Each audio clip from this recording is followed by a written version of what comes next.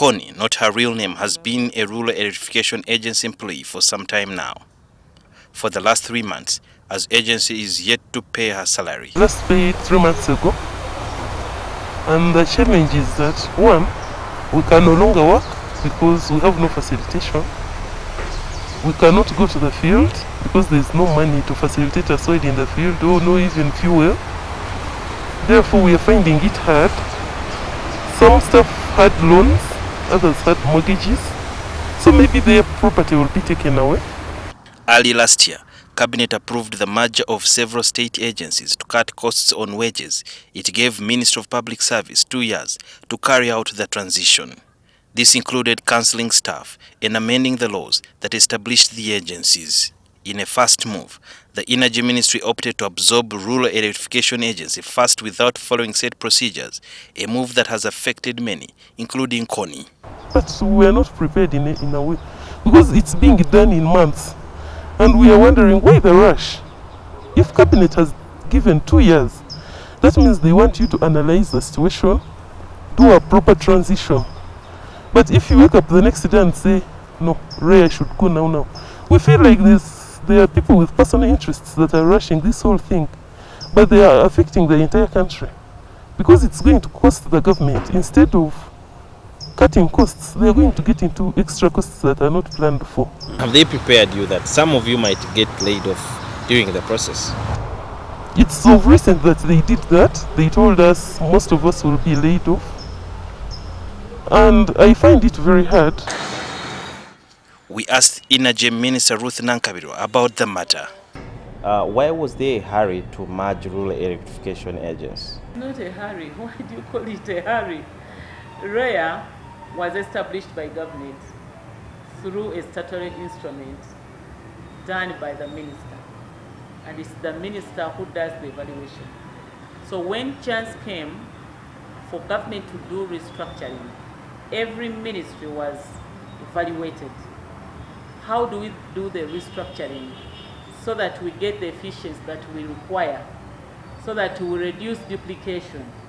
So in my ministry, he said, you take back REA to the ministry, mainstream it, find a home for it, so that one PS is accounting officer taking care of REA votes, okay?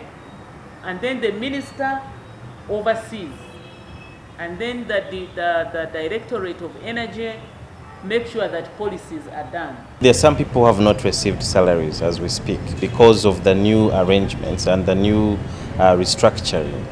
And someone would wonder, why was restructuring not done in a sense that it caters for everything? The moment you just switch, things move normally, that people don't have to suffer all this. The merging of the votes is a process of its own. The mainstreaming of REA is also a process. It is regrettable that people have gone 3 months without getting salary. Their money is still on the vote.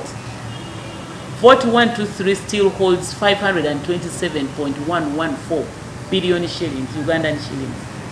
And what I have done to make sure that my staff don't suffer, REA staff don't suffer, I've requested Cabinet to allow the ministry to use part of our vote to cater for the wages and NSSF, so that when finally the vote is transferred legally and properly, we shall be able to reimburse the money that we shall have used to cater for wage and probably NSSF. This policy, there was a $400 million World Bank project where government was supposed to be getting a grant of about, I think, $40 million on that very loan. That there was a back and forth exchange between the Minister of Finance and the former minister. Have you rectified that? Because Ugandans are about to lose on that chance. We will make sure that we don't lose that chance. Whatever the case that was, will have to be harmonized, because government is the one that came up with the free connection, with the electricity connection policy. It's our policy.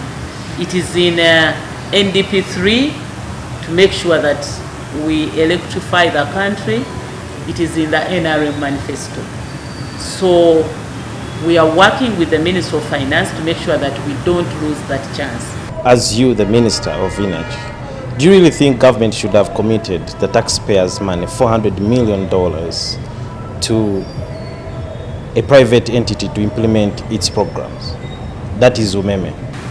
It is very, very okay where government does not have capacity and we have a private sector, private person or company which has capacity. This country is private sector led. Recently, contractors in Torero Chapa Enterprises Limited in Busia pulled down the cables and other power connection accessories in protest at the delayed payment for their services. Almost all entities contracted to distribute power by the Rural Electrification Agency had not been paid after the Ministry of Energy absorbed it. This means most of the contracts have to be revised again, and delayed payments will also come with costs. It's not clear when the Ministry of Energy will complete the process of merging the Rural Electrification Agency and the ramifications it will have on the employees, contractors and donors. Sudhir Byaruhanga, NTV.